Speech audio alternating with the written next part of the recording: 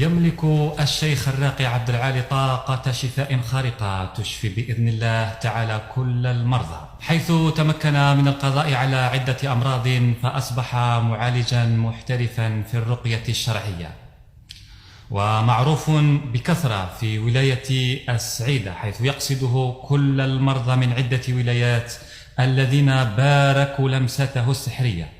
قدرته العجيبة في شفاء بعض الحالات التي استعصت على أهل الاختصاص يشعر صاحبه بتحسن بعد عدة جلسات قليلة يخضع لها يوميا، وتستغرق من 10 دقائق إلى 15 دقيقة حسب حالة كل شخص. وعن الأمراض التي يستطيع القضاء عليها هذا الشيخ بإذن الله بها مرض السرطان والرأس وأمراض ضيق التنفس والحساسية وكذلك الروماتيزم. الزميل بدر الدين تيفون حضر أو زار هذا الشيخ الراقي في بيته ورصد لنا التالي.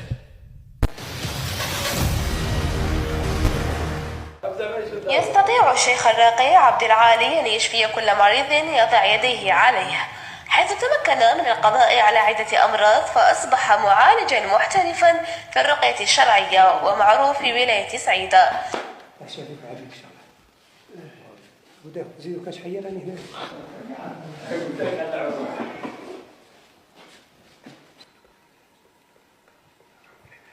نرى في أبو السفير في القلعة، ذكروا لي السيد في الفيسبوك، ذكر لي واحد فاميلتي وأنا جيت عندها اليوم من نداوي. قال لي ترجع عندها مريض يعني ياخذ مرية.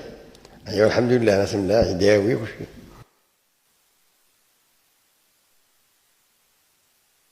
نحطوا دينا البركة بإذن الله نكريح في الحين.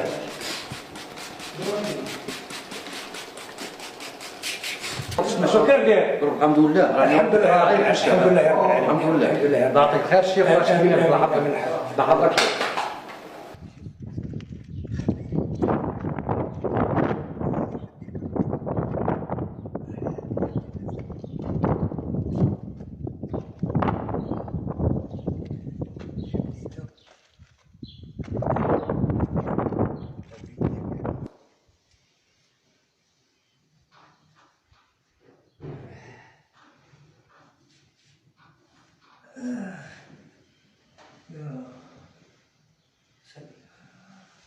ودوك في الحين ينوض يتمشى كيما كان بكري. ما عندكش تمر الرغبة؟ الرغبة الحين يا ربي تشكلك عليه يا ربي تشكلك.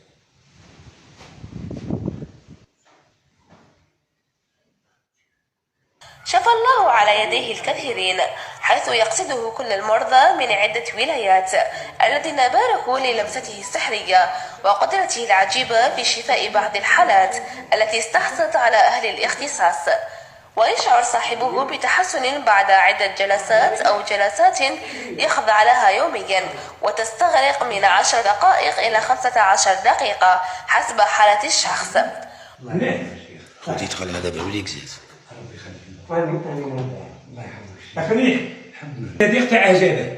هذا كاع الناس راهم يعرفوه بلي راه كيصير في العام ولا الله بارك. كان فراش.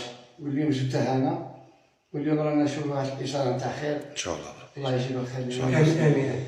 كي جبت هذا؟ جبت رافده. رافده وذوك الهدايا؟ الحمد لله يا رب.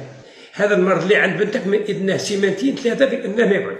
وهذا الشيخ اكتشفنا فيه يعني عنده حكمة يعالج جميع الأمراض. كاين بعض الأمراض يعالجها يعني في البلاصة. نشكر قناة الأجواء اللي جات عندنا اليوم زارتنا في سيدي أحمد. والأمر الثاني أنا ربي عطاني حكمة من عنده نداوي كاع الأمراض، كاع جميع الأمراض نداويها. كاين 5 أمراض ولا 6 اللي ما نداويهمش.